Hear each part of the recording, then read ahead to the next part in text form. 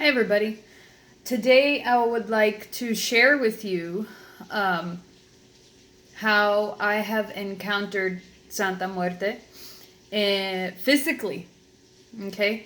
And the first time I did, I was meditating, and I've shared this in other videos, but I was meditating, trying to contact another spirit. And all of a sudden, I open my eyes and I feel something behind me. And I'm in between the meditative and wake state, so I'm perfectly aware of my surroundings, but I'm also kind of drifting off a bit into a different state, okay? Almost kind of like before dream state, you know what I mean? So I have my eyes open and I feel somebody behind me, and I have headphones on because I'm listening to a type of music called binaural beats. I don't know how to pronounce it. Anyway, so I'm looking over my shoulder, and in my mind, a dark fog is forming on the ground behind me on the couch, behind the couch that I'm sitting on. It's forming, and then as I look over, it starts to move upward like this, and it gets to about 6 feet tall maybe, and I saw the dark cloud, I guess you could say, mist form. So even though I didn't see it forming, physically didn't see it forming on the bottom, I saw it forming, moving upward. And I'm not gonna lie, it scared the crap out of me. But I got so used to it, I got over it quickly. I was like, okay. And I look over my shoulder. And then I look further, and it's like a hooded figure, like a shrouded hooded figure. Now, I don't feel evil, and I don't feel bad. I don't feel good, and I don't feel lightness. I just feel kind of a neutrality. And I don't feel necessarily a feminine or a masculine. When I was looking at it, it kind of seemed as though I was looking into a void, into a nothingness, so to speak. The only thing I really did feel from it was, I'm here and I'm watching. I'm observing you, So, if it weren't for the cloaked figure, I would have just chalked it up to one of like those shadow people, So then after that, physically, I've been woken up several times in the middle of the night. I always get woken up in the middle of the night. I'm pretty sure you guys do too. And I have a window right by my side of the bed. And you can always see the moonlight coming in if there's enough moonlight to come in. And if not, there's usually outside street lights that you can see kind of shining in from the window. Well, there was a couple of occasions where I was woken up and I look over towards the window and I see this kind of like dark formation, and then it turns into the hooded figure. But this time it was purple.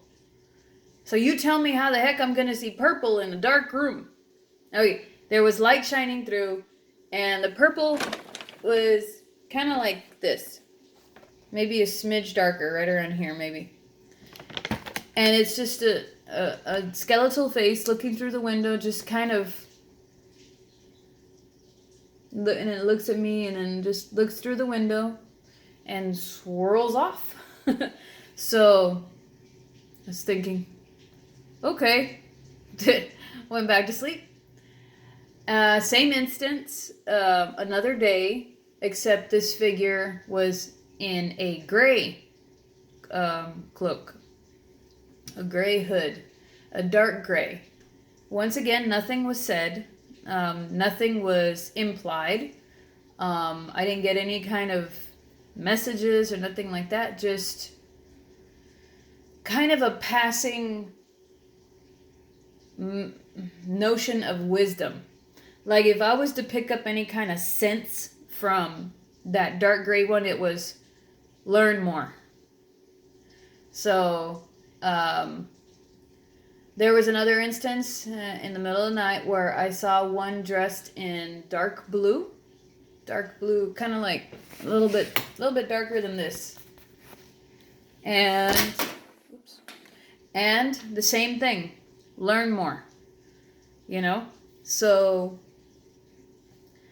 I think physically that's about all I've seen.